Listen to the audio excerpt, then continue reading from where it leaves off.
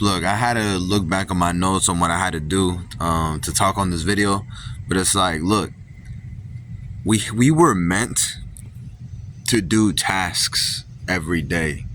Every day we were meant to do tasks, and like it's just so sad how we're just so mindlessly moving along life, and I talked to the psychologist recently, and he told me all of us go through a cycle of like an autopilot mode. And I wanted to know more information, but we had to like stop talking because it was already time for our session to be done.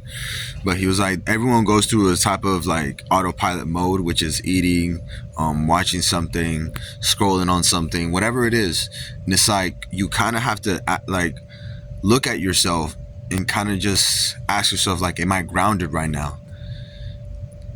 Because when you have that sense of anxiety that is behind that, or a sense of like if your body is like trying to tell you something, that something is up, because yet again sometimes our body tends to react sometimes, what is something that is like holding us back, or what are we doing that is holding us back? You see what I mean? And it's just like, and it's so sad, because it's like I see often a lot of young people, like they're so nervous and so like socially awkward around people, because it's just like they don't know how to act. And then they start realizing, like, look, like, I've been so isolated, I don't do anything, I don't go out, my life is boring. You see what I mean? And it's just like we were meant to do things differently every day. Every day is just a new day. It's like a new opportunity every day.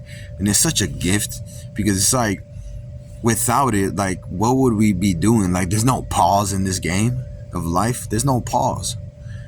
You get what I'm trying to say? Like, there's no pause. You got to keep going no matter the situation and keep pushing through, even though you don't feel your best, because I know there's going to be days where you don't feel your best at all.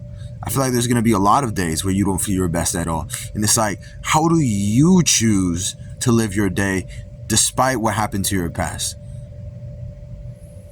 Because sometimes we're holding on to things that are just like, whatever. You see what I mean? And then yet again, when we do this autopilot things, it kind of stems from that. We start to like remind ourselves from the past, or we start looking from the things from the past on autopilot. And it's just like, why? Like, we don't, like, the things that happen back to us should either inspire us and motivate us to become better people. You see what I mean? Like, you have a choice all the time when something goes wrong. You have a choice. And it's so insane that like we act like there's no choices, and this is the only choice to have, is to to be in a pity party. And sometimes you do have to allow yourself to be that way, because later on you realize, look, like, what's wrong with me? Why am I acting this way? You see what I mean? Sometimes you do gotta embrace it.